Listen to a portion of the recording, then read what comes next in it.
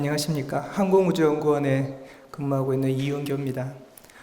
저는 오늘 성층권 태양광 무인기 항우연에서 개발하고 있는 것들과 또 국제적인 동향, 기술 동향에 대해서 간단하게 소개를 드리도록 하겠습니다.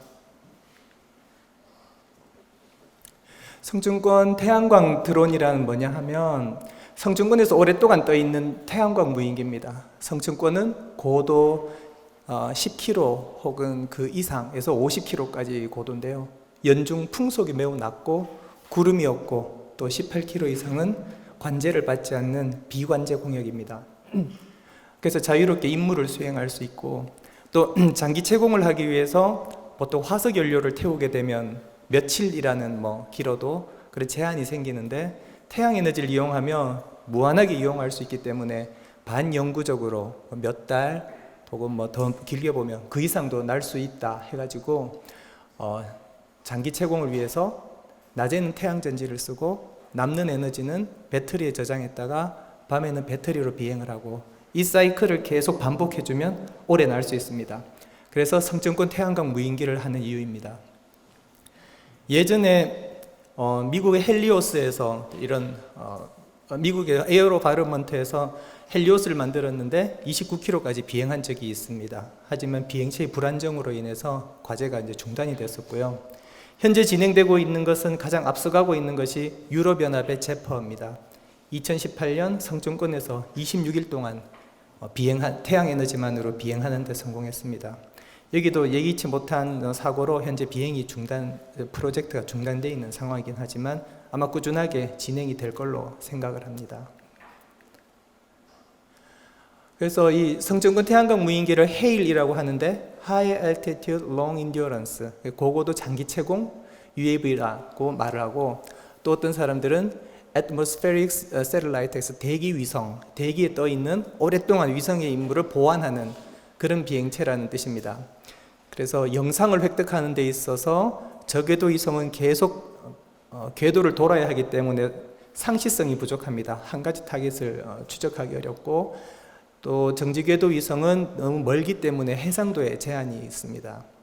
그리고 기상 측정은 멀리서는 IR 센서로 쓰기 때문에 구름이 있거나 이럴 때 연직 분포를 얻는 데 좀 제한 사항이 있고, 통신 중계는 워낙 고가이기도 하지만 거리 때문에 통신 지연이 조금 존재합니다. 그래서 그런 것들을 각각 필요한 곳에 함께 협업할 수 있는 그런 헤일 무인 플랫폼이 있다면 그 임무를 좀 더 잘 수행할 수 있을 걸로 그렇게 생각합니다. 그래서 이 헤일의 특장점은 탑재 장비를 다양하게 실을 수 있고, 그리고 낮은 고도에서 정밀하게 영상을 획득할 수 있고, 그리고 움직이는 목표물을 계속해서 추적할 수 있습니다. 통신 지연 없는 중계, 그리고 탑재 임무 장비를 비행기를 내려서 임무 장비가 업그레이드 시켜서 올릴 수 있는 그런 기능이 있습니다. 그러니까 여러 대를 가지고 교체 운용해서 상시로 운영하게 되고, 정찰, 감시, 감청 등에도 활용할 수 있습니다. 그래서 비행체에서 관측, 통신 장비를 탑재해서 데이터 송수신, 지상 관측, 통신 중계 등등의 임무에 활용할 수 있을 것으로 생각을 합니다. 먼저 외국의 동향을 보면 현재 진행되는 그 EADS, 유럽연합이죠. 여기 제퍼 S라는 비행기가 있는데, 제퍼 S는 날개 길이가 25m, 그리고 무게는 65kg. 임무 장비는 5kg 정도, 총무게 한 10% 정도를 실을 수 있습니다. 제퍼 7은 14일을 비행했고, 제퍼 8은 25일, 현재 세계 최장 기록이죠. 2018년에 비행을 했습니다. 배터리는 현재 이런 첨단 수준의 배터리를 만드는 것이 현재 미국 앰프리어스사가 현재로는 거의 유일합니다. 보통 쓰는 자동차용 배터리가 킬로그램당 250와트시 정도 나오는데, 이런 배터리들은 420 정도 나옵니다. 이런 배터리가 아직 자동차에 쓰기는 부적합한 이유는 사이클 성능이라고 약 100회 정도 쓰고 나면 성능이 많이 떨어집니다. 그래서 이런 시험기나 이런 거에는 좀 현재 이용하고 있는 게 앰프리어스 배터리가 거의 유일합니다. 죄송합니다. 그리고 갈륨 비소 태양 전지를 사용을 했습니다. 보통 효율이 35%로서 인공위성에 사용하는 매우 고가의 태양전지인데요. 일반적인 단결정 태양전지는 25% 정도, 24% 정도 나오는데 한 10% 더 나오고 가격은 굉장히 더 비쌉니다.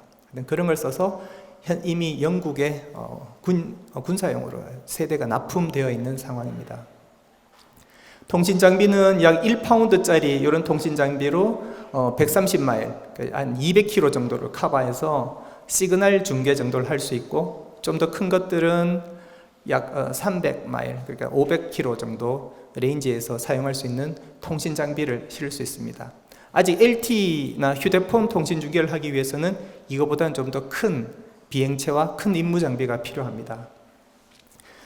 한편 여기 페이스북에서도 이 성층권 태양광 무기를 만들었었는데요. 아퀴라라고 2016년에 초도 비행을 했는데 2018년에 비행체가 추락하면서 개발이 중단되었습니다. 하지만 이 비행기가 원래 하고자 했던 것은 레이저 인터넷 통신인데요. 그래서 인터넷 인프라가 없는 곳에서 인터넷을 하게 해주겠다. 그런데 이 레이저 통신 기술은 그대로 살려서 제퍼에 지금 적용을 해서 비행체는 하지 않고 통신 쪽으로 함께 일을 하고 있습니다. 그 다음에 현재 제퍼에서 다음 비행기로 개발하는 것이 제퍼T입니다. 날개 길이가 32m, 이륙 중량은 145kg, 임무 장비도 훨씬 늘었죠. 20kg. 그래서 여러 가지 영상 획득 장비와 레이더, 라이다, 그리고 감청 등의 용도로 쓰는데, 원래 초도 비행이 올해로 예정되어 있었습니다. 하지만 제퍼S가 이제 예기치 못하게 사업이 지연되면서 하지만 계속 진행은 되겠죠. 그래서 목표 비행 시간은 90일 지금 현재 보고 있습니다. 그리고 이게 또 이제 중요한데요. 뒤늦게 지금 소프트뱅크, 일본의 유명한 그 투자하는 데가 있죠. 소프트뱅크와 에어로바이러먼트, 헬리오스를 만들었던 그 기술을 갖고 있는 곳, 그 자본과 기술이 합쳐서 헵스 모바일이라는 회사를 만들었습니다. 그래서 선글라이더, 별명은 호크 30인데 이 선글라이더를 만들어서 날개 길이가 78m입니다. 이 비행기가 이렇게 큰 이유는, 여기는 통신 장비가, 이게 이제 이 전체가 다 통신 장비인데요. 이 LTE 통신 장비가 비행체의 날개에 들어갑니다. 그래서 비행기가 78m. 목표 채공 시간은 수개월 동안 역시 앰프리어스사의 리튬이온 배터리로 통신 서비스를 하는 겁니다. 지상 반경 100km에 대해서.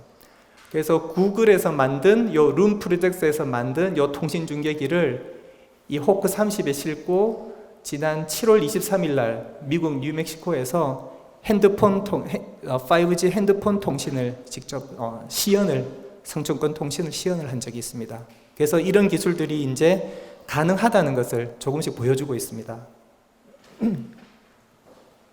그 외에는 영국의 BAE 시스템에서도 역시 35m짜리 비행체를 만들어서 현재 초도 비행을 해서 비행을 하고 있고요. 중국에서도 역시 성층권에 올라가는 날개 길이 20m의 성층권 태양광 무인기를 만들었다라고 발표가 된 적이 있습니다. 이렇게 세계 각국에서 성층권 태양광 드론에 대해서는 지속적으로 연구가 경쟁적으로 진행이 되고 있습니다.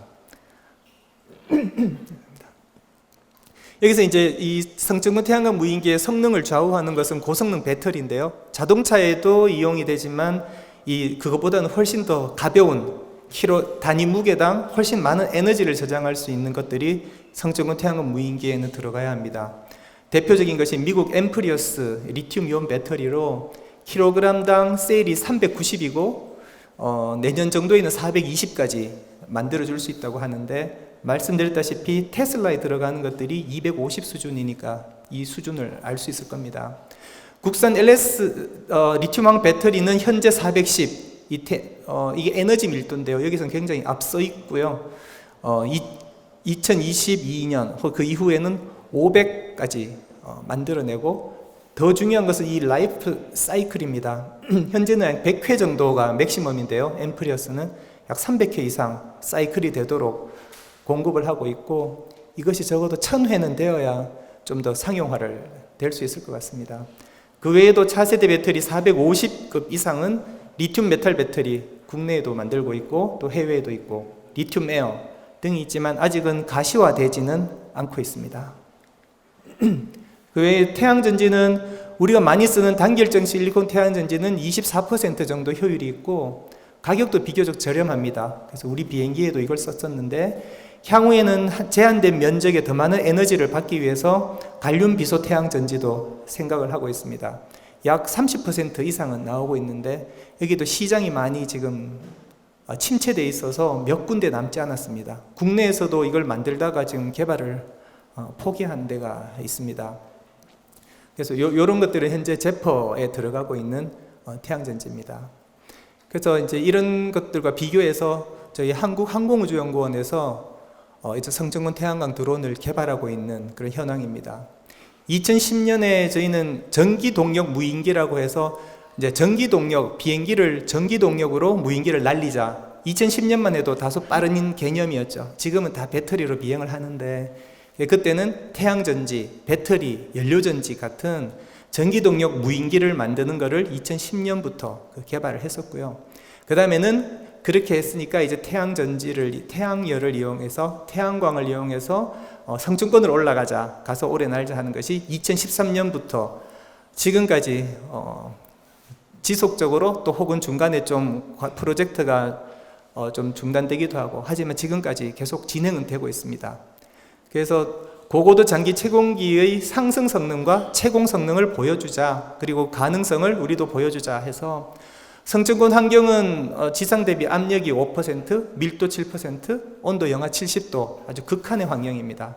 거기서 운용이 가능한 기술 시연기와 비행을 시연하자는 것이 목표였고, 그리고 마지막에 만약에 이제 다음부터 다음 과제가 간다면 그때는 실용 시제기를 만들자는 것으로 목표를 잡았습니다. 실용을 하기 위해서는 더 많은 임무 장비를, 더 무거운 임무 장비를 실을 수 있어야 하고 더 오래 날 수 있어야 합니다. 그래서 1개월 이상 날면서 15kg에서 20kg 정도 되는 임무 장비를 가지고 성층권에서만 채공할 수 있다면 우리도 충분히 실용화에 국제적 경쟁에 어깨를 나란히 할 수 있을 거다라고 보고 있습니다. 그래서 항우연은 2010년부터 EAV라는 이름으로 Electric Aerial Vehicle EAV1, 2, 2H3 이렇게 바꿔가면서 점점 기체 사이즈가 점점 늘어났습니다. 그래서 기술들을 축적하면서 기체 사이즈 늘고 비행 시간도 점점 늘어나고 또 고도도 점점 올라가고 있습니다. 이렇게 차근차근 지금 진행을 하고 있고 동력원은 연료전지와 배터리를 처음엔 썼다가 그 다음에 연료전지, 태양전지, 배터리를 썼다가 최종적으로는 태양전지와 배터리가 우리가 핸들링하기에 훨씬 편한 것 같아서 현재는 태양전지와 배터리를 사용해서 또 이 반영구 비행에 도전을 하고 있습니다. EAV1은 이렇게 생겼습니다. 그래서 스팬은 2.4m고 여기서 연료전지, 수소 발생기와 연료전지를 달아서 1시간 반 날던 배터리로 1시간 날던 비행기를 저희가 채공 시간을 4.5시간으로 연료전지를 써서 했던 기억이 있습니다. 그리고 EAV2는 이제 현재 EAV3의 제일 원시 모형이 되는데요. 거의 모양은 비슷합니다. 그래서 여기는 하이브리드 추진 시스템, 연료전지와 태양전지와 리튬 배터리를 어떻게 잘 섞어서 쓰며 어떤 것들이 특성이 더 좋고 우리가 어떤 걸 쓰는 것이 더 편한가를 알아보기 위해서 이 세 개를 다 썼습니다. 그래서 스팬은 7m, 채공시간 22시간, 5km까지 상승을 했습니다. 이것이 2011년, 12년에 있었던 일이고요. 여기 보면 여기 EAV2 시스템인데 프로펠러는 모터를 돌지 않으면 접혔다가 모터를 돌면 펴집니다. 이렇게 해야 착륙할 때 프로펠러를 보호할 수 있죠. 그래서 여기에 배터리를 넣고 그다음에 여기에는 연료를 넣어서 이 연료는 수소를 발생하기 위한 연료입니다. 넣어서 이 수소 발생기에서 발생을 해서 퓨얼셀, 연료전지 스택에서 전기를 만들어내는 이런 형태입니다. 그 날개에는 단단한 복합재 날개에 단결정 태양전지를 이렇게 곡면으로 구부려서 접착제로 이렇게 고정시켜서 썼습니다. 그 당시만 해도 태양전지 효율은 21% 정도에 나왔었죠. 이게 EAV2 시스템이고요. 태양전지는 낮에 쓰고 연료전지는 채공 시간을 연장하기 위해서 쓰고 배터리는 이륙할 때 충전한 데서 썼다가 나중에 에너지 저장해서 밤에 사용합니다. 솔라셀, 퓨얼셀, 배터리가 모터로 연결이 되어 있습니다. 프로펠러 성능은 풍동 시험을 통해서 성능을 예측했고, 날개전 태양전지를 복합재 날개에 접착한 다음에 빛을 쏘면서 구부려 가면서 이게 잘 작동을 하는지, 그리고 어떻게 이제 구조적으로 버티는지, 이런 것들을 테스트를 했습니다. 그 추진 시스템은 역시 퓨얼셀, 배터리, 솔라셀을 모터에 연결해서 지상에서 테스트를 해서 24시간 동안 지상에서 테스트한 다음에 비행을 했습니다. 그 다음에는 이제 고고도로 올라가기 위해서는 복합재 날개로는 너무 무거워서 안 될 것 같다는 그 결론에 다다라서 이제는 날개에 비닐 소재 같은 마일라라는 소재를 스킨을 입힙니다. 그 위에 태양전지를 종이같이 생긴 비정질 태양전지를 붙였었는데요. 솔라셀, 필름 타입의 솔라셀과 배터리를 이용해서 고도 10km까지 올라갔습니다. 2012년에 비행시간은 총 25시간, 이때 최초로 24시간을 넘겼었던 그 비행체입니다. 모양은 조금 더 날씬하게 돼서 항력을 줄였고, 그리고 아몰포스 솔라셀이라고 합니다. 종이 같은 이게 후지필름 셀인데 이걸 붙이면 아주 부드럽게 잘 붙습니다. 이 공료를 따라서. 근데 효율은 9% 정도로 좀 낮은 편입니다. 그리고 이 마일라 스킨이라고 비닐 위에 붙였고요. 초경량 복합재를 써서 구조물을 만들었고, 배터리는 여기 아마 지금 현재 그 테슬라에 들어가는 18650 배터리, 원통형 타입 배터리인데요. 킬로그램당 이때는 210 정도 나왔습니다. 그때가 LG, 파나소닉 등 이런 걸 만들고 있었죠. 그리고 마지막으로는 EAV3는 이제 성층권에서 비행을 오래 하는 걸로 EAV2H까지 성공을 바탕으로 비행체를 더 업그레이드를 시켰습니다. 그래서 날개 길이가 20m, 동체 9m, 그리고 무게는 66kg에 배터리가 22kg을 차지합니다. 그 최대 전력은 날개에서 2.7kW 단결정 태양전지로 저 정도를 만들어내게 됩니다.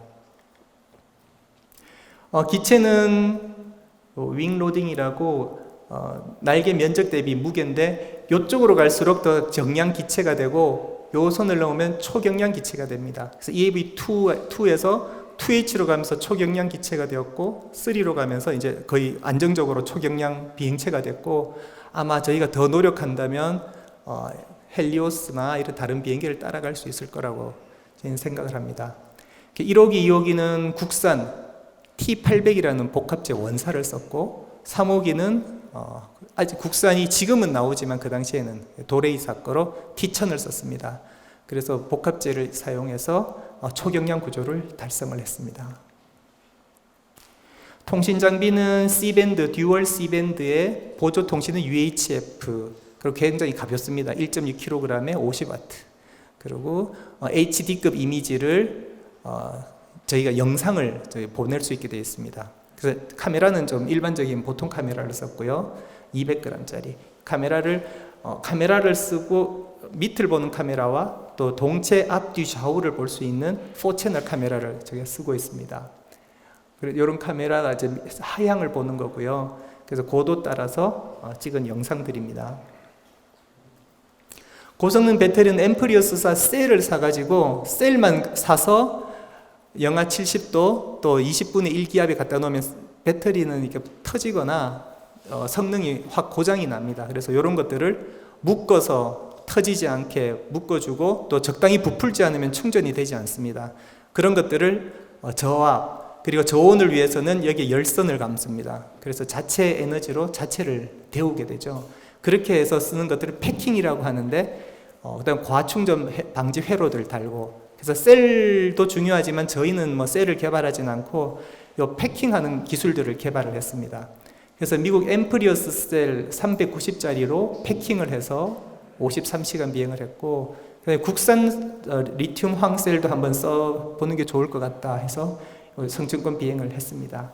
셀을 패킹을 하면 앰프리어스 리튬이온 셀과 국산 리튬 황셀이고, 셀을 패킹을 하면 이런 형태로 돼서 단열을 이제 시켜놓게 됩니다. 그래서 태양전지는 630장, 저희가 12cm, 11cm 630장을 마일러 위에 이렇게 깔게 되고, 모터는 마이너스 70도에서 사용할 수 있는 굉장히 가볍습니다. 1kg짜리 모터를 직접 개발해서 적용을 했고, 프로펠러는 고고도용으로 12kg에서 가장 효율이 좋은, 밤에는 이제 12kg를 타겟으로 했었습니다. 근데 결론적으로 너무 무거워져서 12kg에서 순항을 못 했는데 5kg까지 내려왔었죠. 프로펠러도 다시 만들어서 최대 77%, 상승할 때 67%, 그리고 순항할 때는 70%를 조금 넘는 이런 프로펠러를 만들어서 비행시험을, 아주 풍동시험을 통해서 검증을 했었습니다. 그래서 18km까지, 비관제 영역인 18km까지 올라가는 것을 보이면서 올해 8월 16일에서 18일까지 53시간 동안 성층권에서 16시간, 토탈 53시간을 2박 3일 비행을 했었고요. 그 다음에 이어서는 이제 외제 배터리만 쓸 게 아니고 국산 배터리도 만들어 오는 게 있으면 저희가 탑재를 해서 쓰자 해서 국산 리튬원 배터리를 달아서 이때는 22km 고도까지 상승을 했었습니다. 그래서 저온 저압에서 얼마나 이 배터리가 잘 버티는지 이런 것들을 테스트를 하면서 동시에 채공시간 또 고도 기록들을 계속 갱신을 하면서 플라이트 엠블롭이라고 하죠. 비행 한계를 넓히고 있습니다. 이것은 그라운드 지상 관제 장비 화면입니다. 고흥에서 떠서 비행하는 것들을 궤적을 볼 수 있고, 이건 위에 있는 카메라에서 18km에서 뒤를 보면 하늘이 이렇게 보이고 옆을 보면 날개가 이렇게 보입니다. 그래서 실시간으로 우리 비행체의 상태를 저희가 볼 수 있습니다. 동영상 잠깐 보시죠. 이게 EAV3 3호기 초도 비행 영상이고 유튜브에서도 찾아보실 수 있습니다. 비행 전 점검을 하는 장면이고, 비행기를 이런 카트에 달아서 당기면서 양력이 생기면 자동으로 떨어지게 되어 있습니다. 탈거하게 되어 있습니다. 이렇게 해서 비행기가 이륙을 하고요.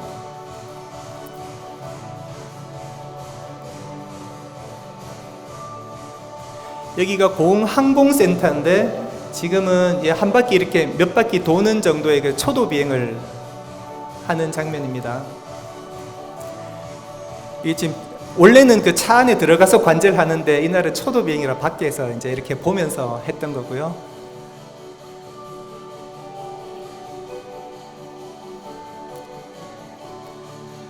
비행기는 요 끝에 7도 정도 다이헤드랄 앵글이라고 꺾어 올려서 좀 더 안정적으로 비행을 할 수 있게 하고, 고고도 태양광 무인기는 이 안에 공기가 많이 들어있기 때문에 기체가 기울어지면 위험합니다. 기체를 항상 수평을 만들려는 노력들을 해야 됩니다.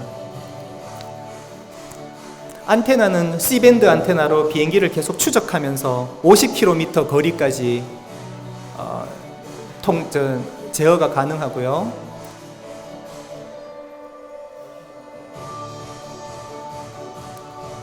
요거는 나중에 비행한 것들을 여기 이제 영상을 합성했습니다. 고도 올라가면서 하방 카메라에서 찍었던 영상들이고, 동영상도 지금은 가지고 있습니다. 착륙할 때는 앞, 뒤, 좌우에 조그만 스키드 같은 걸로 착륙을 하고 프로펠러는 옆으로 고정을 시키게 됩니다. 그렇게 하면 무거운 착륙 장치를 안 달아도 되기 때문에 기체 무게를 줄일 수 있습니다. 유튜브에서 또 다른 영상도 더 보실 수 있습니다.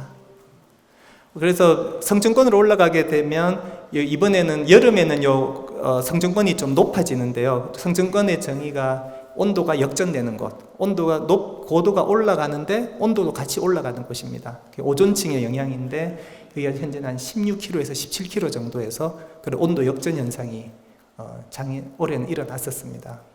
그래서 EAV2, 2H3가 저희 항우연이 개발해서 이런 성과들을 이루고 있고, 아직 실용화까지는 가지 못했지만 실용화를 해서 해양을 감시하고 산불 재난 감시하고 기상을 관측하고 연직 온도 습도 분포를 볼 수 있다면 태풍 같은 것도 더 예측하기가 쉬워진다고 합니다. 그리고 국경을 감시하고 이렇게 국가 통신 재난 인프라 구축에 활용을 하는 것이 좋겠다라고 생각을 해서요. 저희가 EAV1, 2, 2H3까지 장기체고 무인기 핵심 기술을 확보를 했고 앞으로는 이 기체를 써서 실제 임무를 오랫동안 할 수 있는 실용화를 위해서 기체를 더 키우고 임무 장비를 더 늘리고 또 활동 반경을 더 넓히고 또 비행 시간을 몇 달 수준으로 좀 올릴 수 있으면 좋겠다 해서 실용화 쪽을 앞으로 계속 추진해 나갈 생각입니다. 감사합니다. 예, 우리 저기 그 태양전지하고 배터리만으로 비행하는 성충권 무인기에 대한 소개가 있었고요. 여기에 대해서 혹시 질문 있으신 분들은 질문 부탁드립니다. 예. 네, 선박해양플랜트 연구소의 전봉환입니다. 재밌는 발표 잘 들었고요. 그 채공 시간을 늘리기 위해서 가장 중요한 기술이 이제 배터리 기술, 전원 기술인 것 같은데, 그 이외에도 같은 전원을 이용해서 더 오래 채공하기 위한 기술도 있을 것 같아요. 혹시 뭐 그 콘도르 같은 경우에는 어떤 상승 기류를 이용한다든지 어떤 제트 기류를 이용한다든지 해서 이제 에너지를 좀 절약하는 걸로 알고 있는데 혹시 그런 기술도 사용되고 있는지? 운용과 관련돼서 이제 기술을 말씀하시면 저희는 성층권에서 비행을 하기 때문에 성층권에서는 뭐 상승 기류나 이런 기류는 사실 없습니다. 그런 걸 타고 갈 건 없고 제트 기류를 어떻게 통과하느냐가 그냥 관건이 되고 있고요. 오래 날기 위한 기술로는 그냥 그 항공기 기체에 대한 기술, 그래서 말씀하신 배터리 말고는 경량화가 굉장히 중요합니다. 이 무게를 줄일 수 있어야 사실 무게를 줄인 만큼 배터리를 더 실을 수 있거든요. 그래서 경량화 기술, 배터리 기술, 그게 좀 핵심이라고 봅니다. 발표 잘 들었습니다. 방위사업청에서 온 김일렬이라고 합니다. 이제 실용화 과제에서 사실 군사용에 대한 실용화 그 장면은 없던데요. 제가 궁금한 건 그 군사용으로 쓰기에 정찰 목적으로 쓰기에는 사실 카메라 성능이 굉장히 중요한데 지금 성층권에 올라가서 장기 임무를 수행하기 위해서는 지금 말씀하신 대로 그 중량이나 초경량화 하면서 배터리 성능을 만약 느리면은 그에 따른 그 임무 장비의 그를 또 늘릴 수가 있을 텐데 그것이 얼마 정도까지 가능한지 그리고 그게 채공 시간과도 연계가 있을 텐데 그러면 채공 시간을 예를 들어서 군사용으로만 일주일 정도 쓰겠다라고 하면 그걸 조정해서 어느 정도까지 그 임무 장비를 가능한지 그리고 군사용으로 쓰는 것으로 만약 개발을 한다면 그런 개발 기간 측면이나 이런 것들은 어떻게 되는지 좀 아시는 대로 답변을 해주시면 감사하겠습니다. 예, 일단 저희가 타겟을 군사용으로 타겟을 하진 않습니다. 항공우주연구원은 민수용 또 민간용으로 쓰는 것들을 저희가 개발하기 때문에 군사용을 타겟으로 개발하지는 않는데 이 성층권 태양광 무인기는 실을 수 있는 임무 장비의 무게가 제한되어 있습니다. 사실은 아주 크게 한 70m, 80m가 가면 100kg나 이렇게 실을 수 있겠지만 그런 건 경납고 자체를 확보하기가 쉽지가 않습니다. 그래서 그런 큰 경납고들을 몇 개를 두고 운용한다는 것이 현실적이지 않기 때문에 저희가 쓸 수 있는 뭐 30m급 이렇게 제한해서 본다면 20kg 이상 올라가는 것은 거의 어렵다고 보여지고요. 그래서 군사용으로 활용을 할 수도 없고 하기도 매우 어렵고 그 정도 되는 임무 장비가 굉장히 성능 좋은 것들이 없거든요. 그 하기도 어렵고 현재 타겟으로는 하고 있지 않습니다.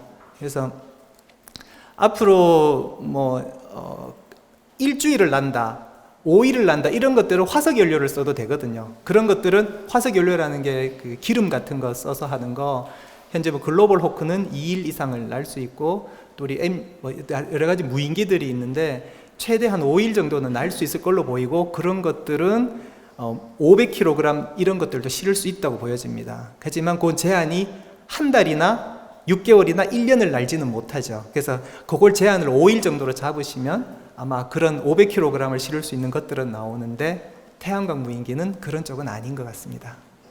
세프티 리서치 박재현이라고 합니다. 첫 번째는 그 태양광 그 발전을 해서 배터리 저장을 해서 채공 시간을 늘린다는 건데 그렇다면 그 날개 그 글라이더 모양 날개를 좀 넓게 채공 이륙할 때는 이제 접어서 갔다가 인공위성처럼 이제 그 성층권에 도달해서는 이제 날개를 펴서 이제 태양광 이제 발전 면적을 좀 높이면 효율이 높지 않을까? 제가 이제 항공 쪽을 잘 몰라서 첫 번째 질문이고요. 두 번째는 그 태양판 전지를 여러 개 이제 붙였을 건데 예를 들면 뭐 운석이라든지 이제 그 셀이 하나 파괴됐을 때 또 다른 그 독립적으로 이제 전원 발생에 문제가 없는지 그 두 가지에 대해서 네. 답변 두 번째는 말씀하신 대로 직렬로 연결되어 있을 때 하나가 끊어지면 그쪽이 다 죽어버립니다. 그래서 저희는 모듈을 여러 개로, 지금 같은 경우는 9개 모듈이 있기 때문에 한 장이 부서지면 9분의 1은 좀 버려야 됩니다. 그런 식으로 할 수 있는 게 저희 최선의 방법입니다. 깨진다고 해서 바이패스 시키지는 못하고요. 그 모듈별로 잘라버리고, 말씀하신 비행기 날개를 변화시키는 거 혹은 프로펠러도 마찬가지죠. 올라가면서 저 트위스트를 더 주면서 바꿔주는 이런 것들이 효율이 더 좋습니다. 한데 그런 시스템을 움직일 수 있는 시스템을 만드는 것이 굉장히 무게가 일단은 많이 늘어나게 되고요. 또 하나는 영하 70도에서 액추에이터가 작동을 고장나는 경우가 굉장히 많습니다. 그래서 외부 환경이 너무 혹독하기 때문에 무빙 파트는 최소한 줄이고 시스템을 간단하고 좀 그 신뢰성 높게 가져가려고 아직까지는 그런 크게 막 날개 움직이고 이런 것들은 고려를 하고 있지는 않는데 앞으로는 뭐 생각을 한번 해볼 만할 것 같습니다. 네, 발표 잘 들었습니다. 저기 마지막에 이 EAV3 같은 경우에 고도 올라가는데 얼마나 걸렸는지 궁금하고요. 사실 아까 말씀해 주신 것처럼 위에서 뭐 밀도라든지 뭐 굉장히 달라서 더군다나 중간에 또 제트 기류 통과를 하잖아요. 그러면은 거기는 꽤 많은 상대 속도가 있을 텐데 그거를 전부 다 이제 견뎌야 되니까 사실은 그 높은 고도에서 장기 채공만을 위해서 최적화시키면 훨씬 더 좋을 것 같은데 그걸 못 하잖아요. 그래서 혹시 특히 해외 같은 경우에 그냥 쭉 올리고 이러는 거는 다른 어떤 보조기구 이런 거 도움받아서 쭉 올라간 다음에 채공만 오래 하는 뭐 그런 사례가 있는지 아니면 그런 컨셉에 대해서 연구해 본 적이 있는지가 궁금합니다. 저희 성천권 태양광 무인기는 자체 동력으로 올라가는 것이 사실 제일 좋습니다. 그래서 그걸 어떤 뭐 풍선에 띄워서 올린다든가 뭐 풍선에 걸어서 올렸다가 풍선을 자른다든가 이런 아이디어들은 있는데 실제로 제트 기류를 통과하는 가장 좋은 방법은 공역을 넓게 쓰는 것밖에 없습니다. 그래서 올라가다가 제트 기류가 오면 밀리면서 상승을 할 수 있게 되기 때문에 그래서 공역을 좀 넓게 쓰고 지금 제퍼 같은 경우는 호주에서 한 400km 정도의 공역을 쓰고 있습니다. 근데 저희는 아직 그런 공역을 쓰는 것은 어렵기 때문에 저희는 제트 기류를 시기적으로 좀 피하든가 현재는 아니면 공간적으로 좀 피해서 다른 쪽으로 우회해서 올라가는 그런 식으로 저희는 지금 생각을 하고 있고 현재는 제트 기류가 약한 그런 때에만 지금 비행을 좀 하고 있습니다.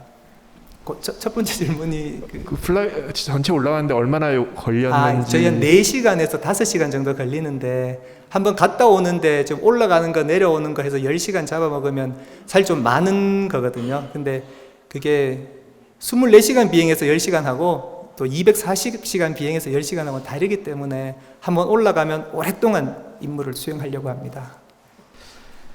예, 저 질문과 발표 감사드립니다. 아마 우리가 이제 한 2, 3년 지나면 실질적으로 좀 더 많이 실용화될 수 있는 태양광 무인기를 좀 개발할 수 있지 않을까 생각을 하고요. 예, 오늘 무사히 오늘 발표를 해주신 이윤규 박사님께 다시 한번 박수 한번 부탁드리겠습니다.